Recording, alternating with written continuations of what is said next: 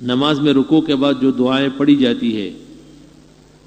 اور دو سجدوں کے درمیان بیٹھ کر جلسے میں پڑھی جاتی ہے، دعا کیا ہے؟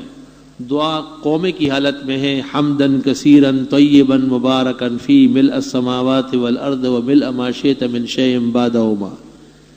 اور دونوں سجدوں کے درمیان ہے رب اغفر لی وارحمنی واجبرنی واہدنی وارزقنی وارفعنی وعافنی، 5 الفاظ بھی ہے اور 7 بھی ہے،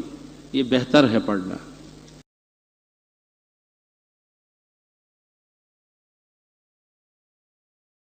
نماز میں رکوع کے بعد جو دعائیں پڑھی جاتی ہے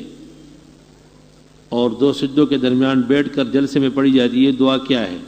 دعا قومے کی حالت میں ہے، حمدن کثیرن طیبا مبارکن فی ملء السماوات والارض وملء ما شئت من شیء بعدہما، اور دونوں سجدوں کے درمیان ہے رب اغفر لی وارحمنی واجبرنی واہدنی وارزقنی وارفعنی وعافنی، 5 الفاظ بھی ہے اور 7 بھی ہے، یہ بہتر ہے پڑھنا۔